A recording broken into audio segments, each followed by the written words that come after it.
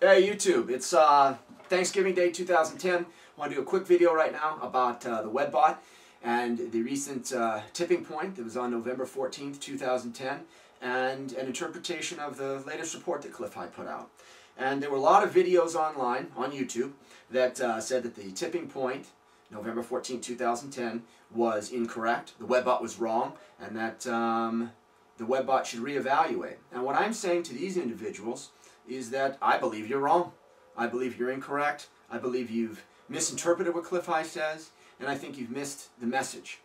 Because if you read the report, and I don't know if any of you have actually purchased the report, or if it's just hearsay, or you're just, hearing things.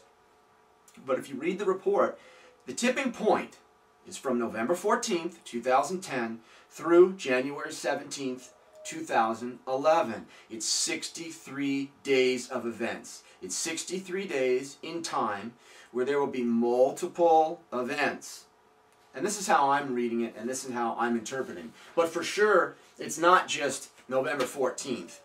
Because if you go to Clif website, halfpasthuman.com, and click on the link that says Failing Falling, you will see in black and white that before the tipping point, Clif actually said, the tipping point is not like the 9/11 attacks. What I'm gathering from that is that it's not a one-day event. It's not a traumatic event, singularly, that leads to, a year, 2 years, 3 years, whatever period of time in darkness. It's not a total collapse right then and there. I believe it says that it's a collapse over an extended period of time. November 14, 2010 through January 17, 2011. And I think if you go back and look at what's happened and happening right now, you can say that that is the case.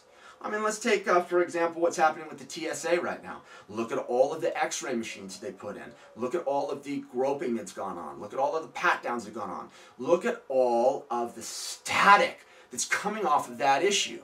In fact, what I heard, based on YouTube this morning, was that certain airports around the United States during the Thanksgiving holiday travel time, Wednesday, Thursday, turned off the x-ray machines. They didn't do the pat-downs. They didn't do the groping. They did none of that, just to avoid the protesters and the backlash. Well, I think that is incredibly important, and I think that that is real. And then I think that is real change. Number two, the European bailout. Look at the bailout that's going on to Ireland right now. How many times over the last year, 6 months, 2 years have we heard about bailout this, bailout that, bailout here, bailout there? It's just one bailout after another. And that's what they all lead to. In addition to that, we've got Portugal that's in line, Spain that's in line. That's what the chatter is right now. I mean, even in the United States, which is point number 3, the Federal Reserve is doing quantitative easing too. They're just printing money, throwing it into the system, devaluating everything. And in the long run, this is going to be detrimental to the system, it's going to erode the system, and it's going to change the system. It's tipping the system. Point number 4, Las Vegas, Nevada. There's a recent report. 80% of the homes are underwater.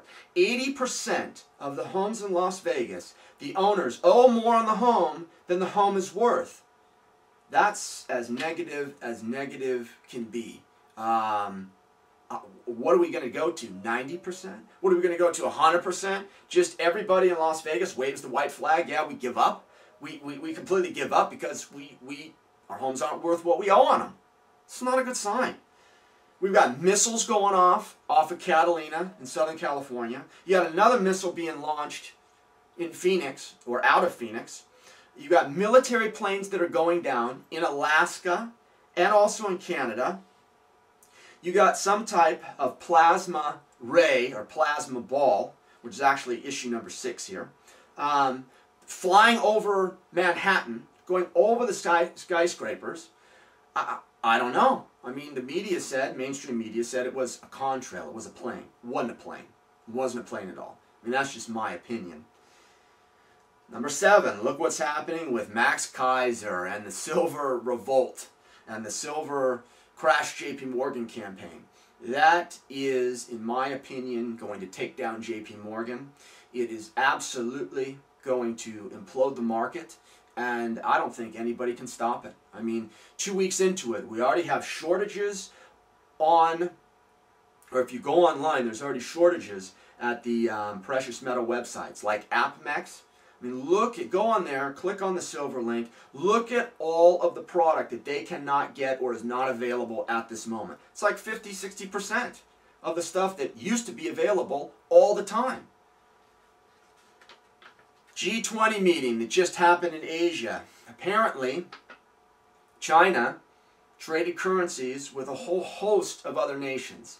India, Australia, Russia. China and Russia just announced a few days ago that they're not going to trade in dollars anymore. What does that mean to the dollar? In addition to the QE2, in addition to the European bailouts, in addition to the Las Vegas 80% underwater, in addition to the missiles, in addition to the silver, I think all of these things add up to a prodigious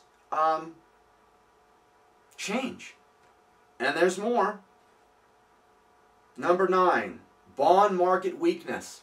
94% of the treasuries on the last bond auction were purchased by the Fed here in the United States. So again, they're printing money, throwing it into the system, which is going to kill the dollar. There's nothing else it can do but kill the dollar. I think that killing the dollar, that's not a tipping point. That's not a game-changing event. You tell me. IRA threatens bankers in Europe.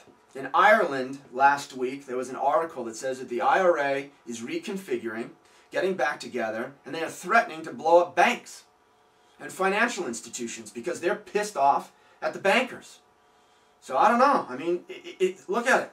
I mean, is this enough? Is all of this enough? Do you want some more? I don't think we need any more. Clif is right.